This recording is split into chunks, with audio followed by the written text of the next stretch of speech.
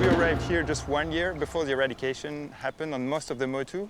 Before the rats were removed and before the ants were removed, we could see rats eating eggs, ants attacking chicks, especially the chicks of noddies. As a researcher, you're documenting the impacts that that invasive species is having, and you can show, look at the effect it's having, it's so terrible, and people always ask you, well, how are you gonna get rid of it, And most of the time, you're like, well, we aren't gonna get rid of it. But on islands, there is something we can do about it, because islands are small and we can actually enact conservation actions that work. And so part of the reason that I wanted to come here and shift my focus to here is to have that feeling like, like you're having a positive impact. You're not just documenting declines. Here I can, contribute to programs that are actually trying to bring things back. And so that's been really rewarding. Here, the seabirds tend to be nesting continuously, so there's birds all the time, basically. There are peaks and downs, but there's always birds. That means we really need to be there very frequently. So we're there every 3 months to do a full atoll-wide seabird count.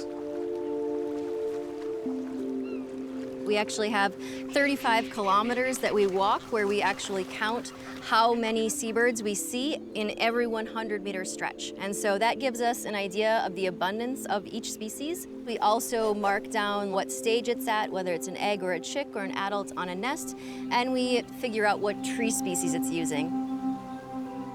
So in addition to just counting how many seabirds we have in all the different areas, we also actually put cameras on the nests and we measure the survival rate of the eggs and of the chicks.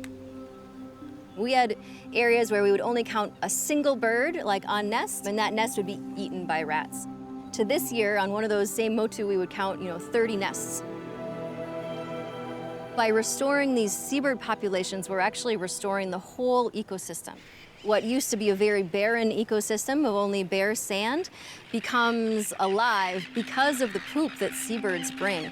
And that poop not only fertilizes the plant growth, but it also runs off into the ocean and it allows the corals to grow better, it allows the fish to grow better, and it helps the corals survive things like coral bleaching events.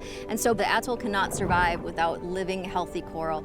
And so by bringing seabirds back, we're supporting that whole system, including the coral, and including the health of all the land around us as well.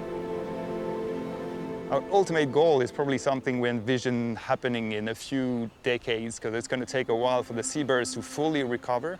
But the ultimate goal is really to have at least a few islets of these atoll that are at a full ecological equilibrium, a good balance with a proper vegetation, a high density of seabirds, and a high density of crabs, which will mean a very good and healthy reef around that will be more resilient to the sea level rise, that will help the atoll in general to stay afloat.